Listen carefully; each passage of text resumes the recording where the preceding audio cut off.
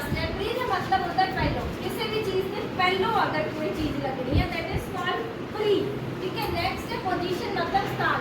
ये अपना स्थान पहलो बनाता है, किहदे पहलो स्थान बनाता है वो आपा दस्या है कि इनू आपा फॉलो करते हैं वाया थ्री थिंग्स। किहड़ियां किहड़ियां?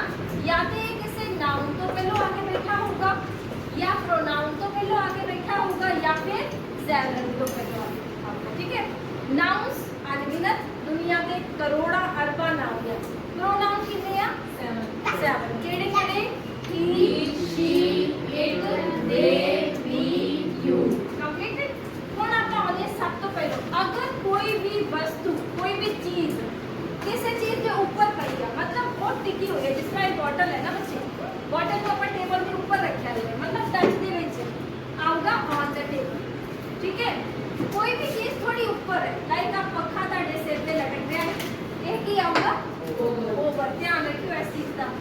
कोई भी चीज है जो किसी चीज के ऊपर इस तरीके ना बेड ते बेडशीट बिछाने कंबल काट देने ना बेड ते ओनू मतलब क्या होया है ओवर। ठीक है, नेक्स्ट अपॉन। अपॉन का मतलब है ऊपरों आके किसी चीज दे विच लेना। आइस क्यूब्स पाउंदे हो ना, शरबत बनाउंदे हो, लस्सी बनाउंदे हो, ओदे विच बर्फ सुट्टदे हो, ऐ उत्ते ही मारदे हो चला के ton ton ton बजदियां।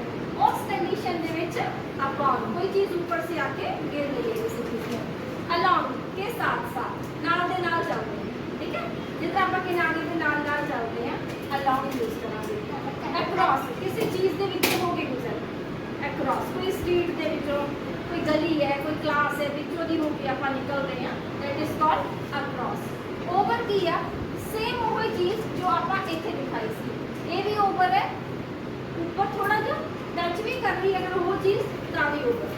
Understand. Next one इत्थे आ जाओ पहले थ्रू, किसी चीज से होकर गुजरना। मैं कल ही समझाया सी थ्रू दो तरीके का होता है, किसी सिचुएशन के विचों दी निकलना भी थ्रू है, किसी जंगल चो होके निकलना, किसी टनल चो होके निकलना, किसी भी कोई भी लंबी चीज है किसी के घर में से होकर निकलना, किसी गली से होकर निकलना थ्रू।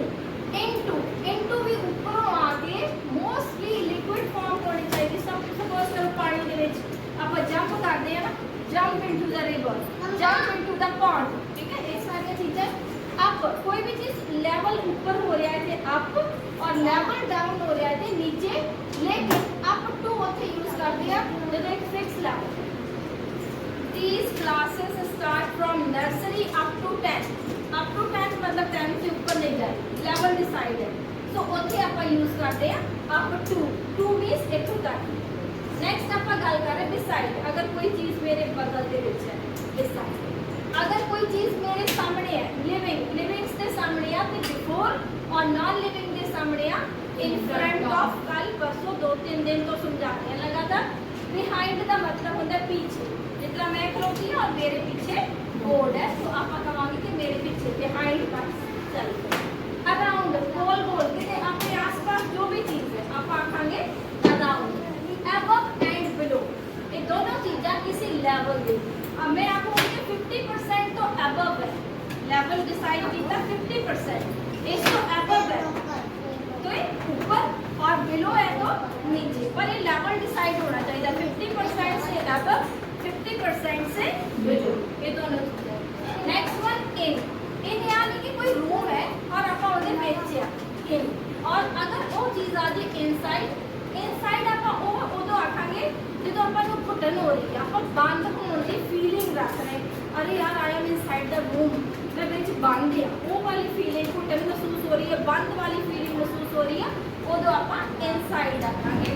कोई भी चीज़ है आ जमीन है ये नाल बिल्कुल ये नीचे कोई चीज़ लगी हुई है ऐ करके नाल टच की हुई, उन्होंने बीनीथ या अंडरनीथ दोनों वर्ड यूज करते हैं बीनीथ और अंडरनीथ। सपोज करो आप कोई भी तल है अपनी फर्श है और इतनी कोई चीज़ आप लगी हुई है that is called beneath and underneath. Two, अगर आप कितने जा रहे हैं I am going to school आखी है ना, टू नो आप टुवर्ड्स भी कह सकते हैं, यानी कि मैं केड़ी डेस्टिनेशन मेरी मंजिल कितने है आई वास्ते आप टू यूज करते हैं या टुवर्ड्स यूज करते हैं कि आप कितों तक जा रहे हैं। सेकंड, अगर दो चीज़ों के बीच है कोई चीज़ से उसे आप बिटवीन लगाने हैं, दो चीज़ों के बीच होनी चाहिए बिटवीन, बहुत सारी चीज़ों के बीच है अमर। ठीक है, टेक लगाकर खड़े